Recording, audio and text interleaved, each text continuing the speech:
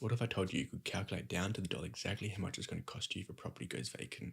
Because in commercial property, one of the biggest risks there are is if the tenant leaves, because your whole income goes to zero and you're left holding the mortgage, all the other expenses like the insurance and property management fees associated with holding a commercial property. So if you can gain clarity on exactly how long a property is going to be vacant for, how much rental income you're going to lose, and how much it's going to cost you in terms of holding expenses while the property is vacant, you have complete clarity before purchasing the property.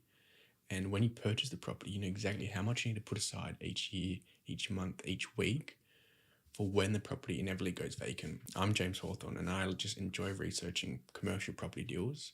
And today I'm going to show you how I learned exactly step by step how to calculate how long a property is going to be vacant for, how to calculate exactly how much rental income you're going to lose, and total expenses it's going to cost you to hold a property while it's vacant. So let's get into it. Let's first start with defining what risk is. So risk is the chance that reality turns out worse than expected. So in commercial property, the kind of expectations we have is that the property is going to fund our lifestyle, which is going to generate passive income. What if this doesn't happen? What are the main factors that will stop the property from generating passive income?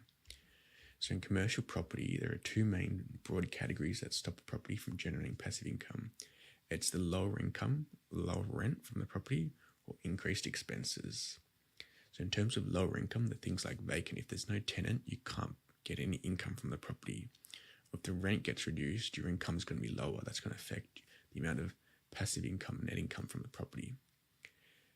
Now, increased expenses, they're going to be interest rates and holding costs. If interest rates go up, the amount of profit you can generate is going to go down. If holding costs go up, like insurance, property management fees or outgoings, the lower your profit's going to be. So they're the two main factors that can lower your passive income from a property. If we say risk as an investor, it's kind of a broad term.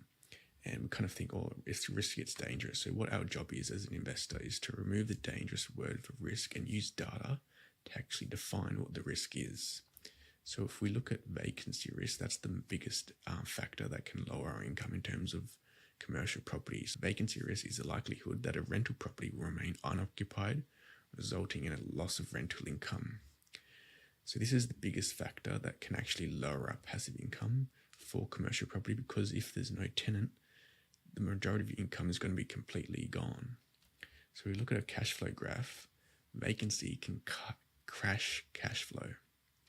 Because if you've got this property and it's generating an income and it's got also fixed expenses, if the income suddenly disappears, you've still got these fixed expenses to pay. That's why most people are scared of commercial property, because they think, I've got this massive loan and this one tenant, and if the tenant leaves, I've got this huge mortgage that I've still got to pay out of pocket.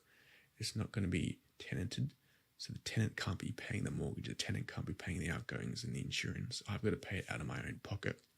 So that's why people think it's risky, because they think of this scenario, which is true. If the tenant leaves, you've got all these expenses that are still going to have to be paid, and the tenant's not paying them, so you've got to pay them.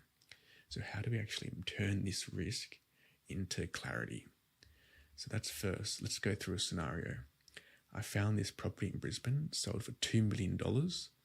It's got a rent of $161,000 a year, and its lease, it's got two properties. So the bottom floor and the top floor, which is the bottom floor is a restaurant, top floor is an office space. And the average lease is 5 years. And it's got a vacancy rate of the area for retail and office of 6%. So we're going to use these numbers to actually define what the risk is, the vacancy risk for the property. So there's a time vacancy risk. To actually calculate this vacancy risk, you've got to actually figure out there's 365 days in the year. We're going to times that by the vacancy rate. So 365 times a 6% vacancy rate means each year a property on average is going to be vacant in that area for 22 days. Now, because the property is on a 5-year lease, we're going to average that out over 5 years. So the 22 days a year times 5 days means after the 5-year lease is complete with your tenant, you're going to expect it to be vacant for 110 days. So this brings a bit more clarity in terms of once your lease is finished and the tenant doesn't renew, on average, how long do I expect this property to be vacant for? It's going to be vacant for 110 days based on the current vacancy rate in the area. Now, obviously, the vacancy rates can change month to month, year to year, but that's just at the moment. We've done some research, and that's how long the property is going to be vacant for. Now, let's actually analyze the rental risk. Over those 110 days, what sort of loss of rental income am I going to have from this property? So to calculate this, you use the rent and you times that by the vacancy rate. So the rent was $161,000 a year. We times that by the 6%. That means each year, the loss of rental income is going to be $9,600 a year if the property is vacant. Because it's a 5-year lease, let's assume we're going to times it by 5 years. So that means once the property and the tenants doesn't renew and the property goes vacant for 110 days, that means the loss of rental income is going to be $48,000. So now we've analysed the rental income. What about the loan risk? So we've got that $2 million property, we've got a 30% deposit. So the other 70% is a loan, so that's $1.4 million.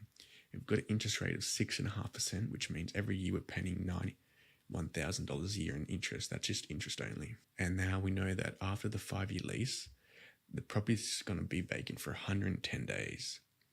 So if we calculate the interest we're going to be paying over those 110 days on the loan, it's going to equal $27,500. So this sort of calculation can gain clarity on how much risk there is in the property. So there is time risk, loss of rental income risk, and the loan risk. So all these can actually help you assess what's the vacancy risk, and they help you define vacancy clarity and certainty. Because we actually know now, based on the 6% vacancy rate, the time risk means 110 days. Once the 5-year lease is complete, if the tenant doesn't renew, we know the property is going to be vacant for about 110 days. Now we know the rental risk over those 110 days, our loss of rental income is going to be $48,000.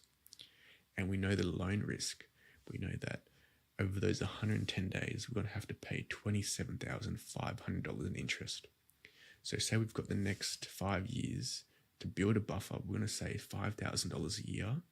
We're going to put aside, so we know that once the property goes vacant, we've got, $27,500 saved up from that 5-year lease over those 5 years as a buffer to pay for the loan when the property is vacant. So doing these sort of calculations, running through a scenario like this, seeing the purchase price, the rent, how long the lease goes for, and the vacancy rate, you can actually calculate, what is the actual amount you're going to have to be paying if the property goes vacant.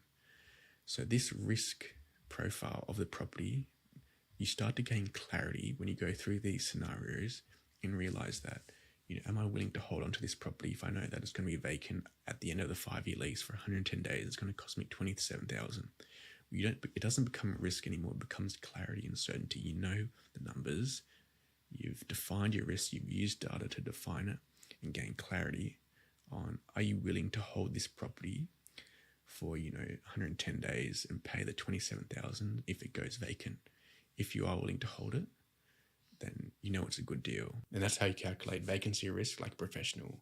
Now, if you enjoy these sorts of videos and want to see what sort of lifestyle you can actually live through one commercial property deal, go watch this video where I show you how one commercial property completely funds a London lifestyle just through this one deal. And don't forget to subscribe so you don't miss out on more commercial property videos.